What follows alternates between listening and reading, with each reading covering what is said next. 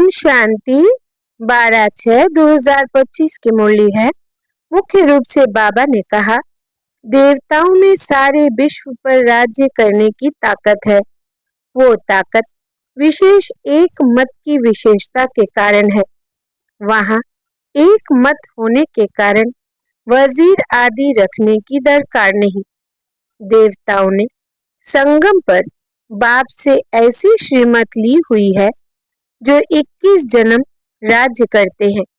वहाँ एक राजा की एक दैवी फैमिली होती, दूसरी मत होती नहीं। आगे कहा, इस बेहद की सरकार को मदद करने के लिए कम से कम 8 घंटा याद में रहने का पुरुषार्थ करना है। याद में जो माया विघ्न डालती है, उससे घबराना नहीं है। इस पुरुषोत्तम संगम युग पर ईश्वरीय संप्रदाय का बन ईश्वर की मत पर चलना है। कर्म करते भी एक बाप की याद में रहने का अभ्यास करना है। अब सुनते हैं माँ वाक्यों को विस्तार से। बाबा ने कहा, मीठे बच्चे, तुम्हें अभी ज्ञान की दृष्टि मिली है, इसलिए तुम्हारा भटकना बंद हुआ। तुम शांति धाम, सुख धाम को याद करते हो। प्रश्न है, देवताओं में कौन सी ताकत है और वो ताकत किस विशेषता के कारण है? उत्तर, देवताओं में सारे विश्व पर राज्य करने की ताकत है। वो ताकत विशेष एक मत की विशेषता के कारण है। वहाँ एक मत होने के कारण वजीर आदि रखने की दरकार नहीं। देवताओं ने संगम पर बाप से ऐसी श्रीमत ली हुई है जो 21 जन्म राज्य करते हैं। वहाँ एक राजा की एक दैवी फैमिली होती, दूसरी मत होती नहीं। ओम शांति। गीत है, नयनहीन को राह दिखाओ प्रभु। ओम शांति। बच्चों को नयन मिले हैं, पहले नयन नहीं थे। कौन से नयन? ज्ञान के नयन नहीं थे, अज्ञान के नयन तो थे। बच्चे जानते हैं, ज्ञान सागर एक ही बाप है और कोई में यह रूहानी ज्ञान है नहीं। जिस ज्ञान से सद्गति हो, अर्थात शांति धाम, सुख धाम जाना हो। अभी तुम बच्चों को दृष्टि मिली है, कैसे सुख धाम बदलकर फिर माया का राज्य व दुख धाम बनता है। पुकारने लगते हैं कि नयनहीन को राह बताओ। भक्ति मार्ग के यज्ञ, दान, पुण्य आदि से कोई राह नहीं मिलती है शांति धाम, सुख धाम जाने की। हर एक को अपना पाठ बजाना ही है। बाप कहते हैं, मुझे भी पाठ मिला हुआ है। भक्ति मार्ग में पुकारते हैं, मुक्ति जीवन मुक्ति की राह बताओ। उसके लिए कितने यज्ञ, तप, दान, पुण्य आदि करते हैं, कितना भटकते हैं। शांति धाम, सुख धाम में भटकना होता ही नहीं। यह भी तुम जानते हो। वो तो सिर्फ शास्त्रों की पढ़ाई और जिस्मानी पढ़ाई को ही जानते हैं। इस रूहानी बाप को तो बिल्कुल जानते ही नहीं। रूहानी बाप ज्ञान तब आकर देते हैं जबकि सर्व की सद्गति होती है, पुरानी दुनिया बदलनी होती है। मनुष्य से देवता बनते हैं, फिर सारी सृष्टि पर एक ही राज्य होता है, देवी देवताओं का, जिसको ही स्वर्ग कहते हैं। यह भी भारतवासी जानते हैं। आदि सनातन देवी देवता धर्म भारत में ही था। उस समय कोई और धर्म नहीं था। तुम बच्चों के लिए अभी है संगम युग, बाकी सब है कलयुग में। तुम पुरुषोत्तम संगम युग पर बैठे हो। जो बाप को याद करते हैं, बाप की श्रीमत पर चलते हैं, वो संगम युग पर है, बाकी कलयुग में है। अभी कोई सॉवरेंटी किंगडम तो है नहीं, अनेक मतों से राज्य चलता है। सतयुग में तो एक महाराजा की ही मत चलती है, वजीर नहीं होते, इतनी ताकत रहती है। फिर जब पतित बनते हैं तो वजीर आदि रखते हैं, क्योंकि वो ताकत नहीं रहती। अभी तो है ही प्रजा का राज्य। सतयुग में एक मत होने से ताकत रहती है। अभी तुम वो ताकत ले रहे हो। 21 जन्म इंडिपेंडेंट राजाई करते हो, अपनी ही दैवी फैमिली है। अभी यह है तुम्हारा ईश्वरीय परिवार। बाप कहते हैं अपने को आत्मा समझ बाप की याद में रहते हो तो तुम ईश्वरीय परिवार के हो। अगर देह अभिमान में आकर भूल जाते हो तो आसुरी परिवार के हो। एक सेकंड में ईश्वरीय संप्रदाय के और फिर एक सेकंड में आसुरी संप्रदाय के बन जाते हो। अपने को आत्मा समझ बाप को याद करना कितना सहज है, परंतु बच्चों को मुश्किल लगता है। बाप कहते हैं अपने को आत्मा समझ और बाप को याद करेंगे तो विकर्म विनाश होंगे। देह द्वारा कर्म तो करना ही है, देह बगैर तो तुम कर्म कर नहीं सकेंगे। कोशिश करनी है काम काज करते भी हम बाप को याद करें, परंतु यहाँ तो बगैर काम भी याद नहीं कर सकते हैं, भूल जाते हैं। यही मेहनत है। भक्ति में ऐसे कोई थोड़ी कहा जाता कि सारा दिन भक्ति करो। उसमें टाइम होता है सवेरे, शाम व रात को। फिर मंत्र आदि जो मिलते हैं वो बुद्धि में रहते हैं। अनेकानेक शास्त्र है, वो भक्ति मार्ग में पढ़ते हैं। तुमको तो कोई पुस्तक आदि नहीं पढ़ना है न बनाना है। यह मुरली छपाती भी है रिफ्रेश होने के लिए, बाकी कोई भी किताब आदि नहीं रहेंगी, यह सब खत्म हो जानी है। ज्ञान तो है ही एक बाप में। अभी देखो ज्ञान विज्ञान भवन नाम रखा है, जैसे कि वहाँ योग और ज्ञान सिखाया जाता है। बगैर अर्थ ऐसे ऐसे नाम रख देते हैं, कुछ भी पता नहीं है कि ज्ञान क्या है विज्ञान क्या है। अभी तुम ज्ञान और विज्ञान को जानते हो। योग से होती है हेल्थ, जिसको विज्ञान कहा जाता है, और यह है ज्ञान जिसमें वर्ल्ड की हिस्ट्री ज्योग्राफी समझाई जाती है। वर्ल्ड की हिस्ट्री ज्योग्राफी कैसे रिपीट होती है वो जानना है, परंतु वो पढ़ाई है हद की। यहाँ तो तुमको बेहद की हिस्ट्री ज्योग्राफी बुद्धि में है। हम कैसे राज्य लेते हैं, कितना समय और कब राज्य करते थे, कैसे राजधानी मिली थी, यह बातें और कोई की बुद्धि में नहीं आती। बाप ही नॉलेजफुल है। यह सृष्टि का चक्र कैसे फिरता है बाप ही समझाते हैं। बने बनाए ड्रामा को न जानने के कारण मनुष्य कह देते हैं फलाना निर्वाण गया या ज्योति ज्योत समाया। तुम जानते हो सभी मनुष्य मात्र इस सृष्टि चक्र में आते हैं, इससे कोई एक भी छूट नहीं सकता। बाप समझाते हैं मनुष्यों की आत्मा एक शरीर छोड़ दूसरा लेती है। कितना बड़ा ड्रामा है, सब में आत्मा है। उस आत्मा में अविनाशी पार्ट भरा हुआ है। इनको कहा जाता है बनी बनाई। अब ड्रामा कहते हैं तो जरूर उनका टाइम भी चाहिए। बाप समझाते हैं यह ड्रामा 5000 वर्ष का है। भक्ति मार्ग के शास्त्रों में लिख दिया है ड्रामा लाखों वर्ष का है। इस समय ही जबकि बाप ने आकर सहज राजयोग सिखाया था, इस समय के लिए ही गायन है कि कौरव घोर अंधियारे में थे और पांडव रोशनी में थे।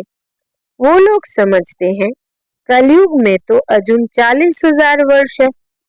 उन्हों को यह पता नहीं पड़ता कि भगवान आया है। इस पुरानी दुनिया का मौत सामने खड़ा है। सब अज्ञान नींद में सोए पड़े हैं। जब लड़ाई देखते हैं तो कहते हैं यह तो महाभारत लड़ाई की निशानी है। यह रिहर्सल होती रहेगी, फिर चलते चलते बंद हो जाएगी। तुम जानते हो अभी हमारी पूरी स्थापना हुई थोड़ी ही है। गीता में यह थोड़ी ही है कि बाप ने सहज राजयोग सिखलाए यहाँ ही राजा स्थापन के। गीता में तो प्रलय दिखा दी है। दिखाते हैं और सब मर गए, बाकी 5 पांडव बचे। वो भी पहाड़ों पर जाकर गल मरे। राजयोग से क्या हुआ कुछ भी पता नहीं है। बाप हर एक बात समझाते रहते हैं। वो है हद की बात, हद की रचना। हद के ब्रह्मा रचते हैं, पालना भी करते हैं, बाकी प्रलय नहीं करते। स्त्री को एडप्ट करते हैं, बाप भी आकर एडप्ट करते हैं। कहते हैं मैं इनमें प्रवेश कर बच्चों को नॉलेज सुनाता हूँ, इन द्वारा बच्चों को रचता हूँ। बाप भी है, फैमिली भी है। यह बातें बड़ी गुह्य है, बहुत गंभीर बातें हैं, मुश्किल कोई की बुद्धि में बैठती है। अब बाप कहते हैं पहले पहले तो अपने को आत्मा समझो। आत्मा ही एक शरीर छोड़ दूसरा लेती है। शरीर पर ही भिन्न भिन्न नाम पड़ते हैं। नाम रूप फीचर सब भिन्न भिन्न है। एक के फीचर्स दूसरे से न मिले। हर एक आत्मा के जन्म जन्मांतर के अपने फीचर्स हैं, अपनी एक्ट ड्रामा में नोंधी हुई है। इसलिए इनको बना बनाया ड्रामा कहा जाता है। अभी बेहद का बाप कहते हैं मुझे याद करो तो विक्रम विनाश हो। तो हम क्यों ना बाप को याद करें। यही मेहनत की बात है।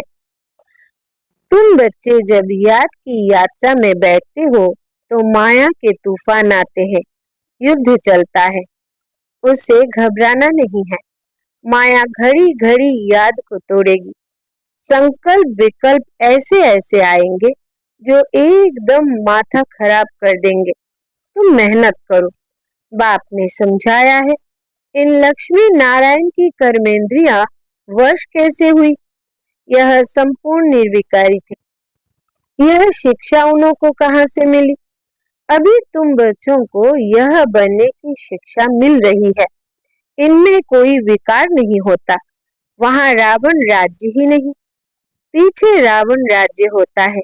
रावण क्या चीज है यह कोई भी नहीं जानते। ड्रामा अनुसार यह भी नूंद है।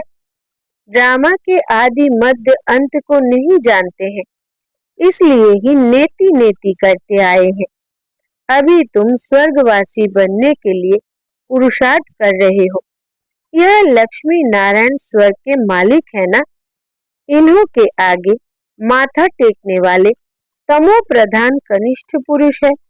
बाप कहते हैं पहले पहले तो एक बात पक्की कर लो, अपने को आत्मा समझ बाप को याद करो।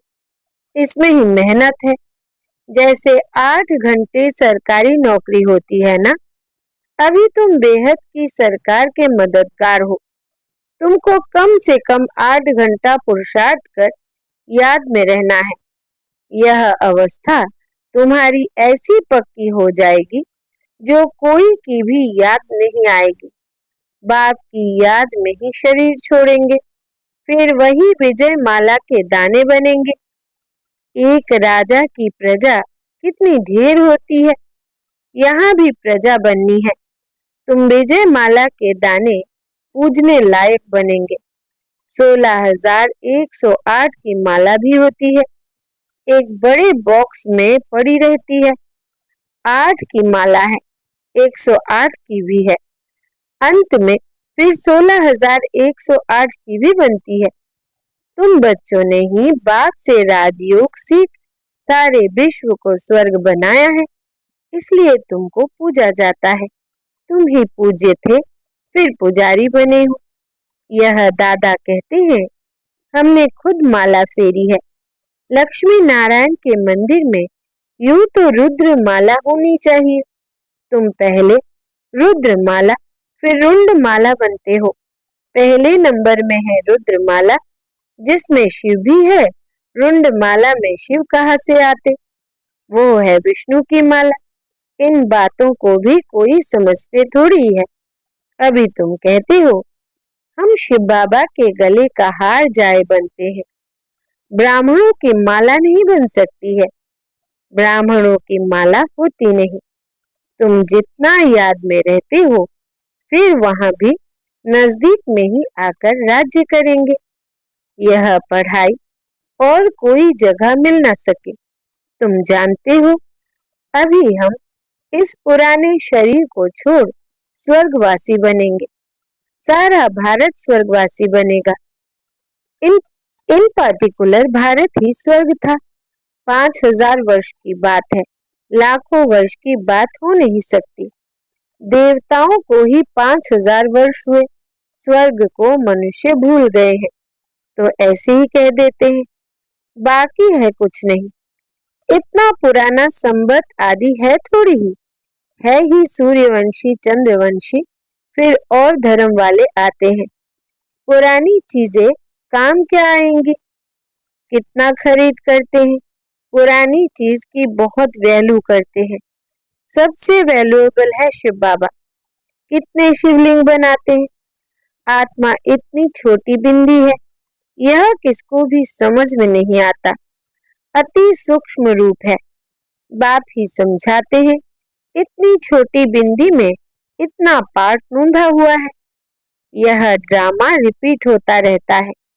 यह ज्ञान तुमको वहां नहीं रहेगा, यह प्राय लोप हो जाता है। तो फिर कोई सहज राजयोग सिखा कैसे सकते? यह सब भक्ति मार्ग के लिए बैठ बनाया है। अभी बच्चे जानते हैं, बाप द्वारा ब्राह्मण देवता क्षत्रिय 3 धर्म स्थापन हो रहे हैं भविष्य नई दुनिया के लिए। वो पढ़ाई जो तुम पढ़ते हो वो है इस जन्म के लिए। इनकी प्रारब्ध तुमको नई दुनिया में मिलनी है। यह पढ़ाई होती है संगम युग पर। यह है पुरुषोत्तम संगम युग। मनुष्य से देवता तो जरूर संगम पर बने होंगे। बाप बच्चों को सब राज समझाते हैं। यह भी बाबा जानते हैं, तुम सारा दिन इस याद में रह नहीं सकेंगे, इम्पॉसिबल है। इसलिए चार्ट रखो, देखो हम कहाँ तक याद में रह सकते हैं। देह का अभिमान होगा तो याद कैसे रह सकेगी। पापों का बोझा सिर पर बहुत है, इसलिए बाबा कहते हैं याद में रहो। त्रिमूर्ति का चित्र पॉकेट में डाल दो, परंतु तुम घड़ी घड़ी भूल जाते हो। अल्फ को याद करने से बे आदि सब याद आ जाता है। बीज तो सदा लगा रहे। लिटरेचर भी हो, कोई भी अच्छा आदमी हो तो उनको देना चाहिए। अच्छा आदमी कभी मुफ्त में लेंगे नहीं। बोले इसका क्या पैसा है? बोलो यह गरीबों को तो मुफ्त में दिया जाता है, बाकी जो जितना दे रॉयल्टी होनी चाहिए। तुम्हारी रस्म रिवाज दुनिया से बिल्कुल न्यारी होनी चाहिए। रॉयल आदमी आप ही कुछ ना कुछ दे देंगे। यह तो हम सबको देते हैं कल्याण के लिए। कोई पढ़कर भी तुमको पैसे भेज देंगे। खर्चा तो तुम करते हो ना। बोलो हम अपना तन मन धन भारत की सेवा में खर्चा करते हैं। अच्छा, मीठे मीठे सिकिलदे बच्चों प्रति मात पिता बाप दादा का याद प्यार और गुड मॉर्निंग। रूहानी बाप की रूहानी बच्चों को नमस्ते। हम रूहानी बच्चों की रूहानी बाप दादा को याद प्यार, गुड मॉर्निंग और नमस्ते बाबा नमस्ते। धारणा के लिए मुख्य सार। पहला, इस बेहद की सरकार को मदद करने के लिए कम से कम 8 घंटा याद में रहने का पुरुषार्थ करना है। याद में जो माया विघ्न डालती है उससे घबराना नहीं है। दूसरा, इस पुरुषोत्तम संगम युग पर ईश्वरीय संप्रदाय का बन ईश्वर की मत पर चलना है। कर्म करते भी एक बाप की याद में रहने का अभ्यास करना है। वरदान है, अंतर्मुखता की गुफा में रहने वाले देह से न्यारे देही भव। विस्तार है, जो पांडवों की गुफाएं दिखाते हैं वो यही अंतर्मुखता की गुफाएं हैं। जितना देह से न्यारे देही रूप में स्थित होने की गुफा में रहते हो, उतना दुनिया के वातावरण से परे हो जाते हो। वातावरण के प्रभाव में नहीं आते। जैसे गुफा के अंदर रहने से बाहर के वातावरण से परे हो जाते हैं, ऐसे यह अंतर्मुखता की गुफा भी सबसे न्यारा और बाप का प्यारा बना देती है, और जो बाप का प्यारा है वो स्वतः सबसे न्यारा हो जाता है। स्लोगन है, साधना बीज है और साधन उसका विस्तार है। विस्तार में साधना को छिपा नहीं देना। साधना बीज है और साधन उसका विस्तार है। विस्तार में साधना को छिपा नहीं देना। अव्यक्त इशारे, आत्मिक स्थिति में रहने का अभ्यास करो, अंतर्मुखी बनो। अंतर्मुखी की निशानी सदा सागर के तले में खोए हुए गंभीर मुख चेहरे द्वारा आत्मिक स्थिति के चिन्ह दिखाई देंगे। एक और मनन चिंतन करने वाला चेहरा और फिर रमणीक अर्थात मुस्कुराता हुआ चेहरा, दोनों ही लक्षण सूरज से प्रत्यक्ष होंगे। अंतर्मुखी सदा हर्षित मुख दिखाई देंगे, क्योंकि माया का सामना करना समाप्त हो जाएगा। अच्छा, ओम शांति।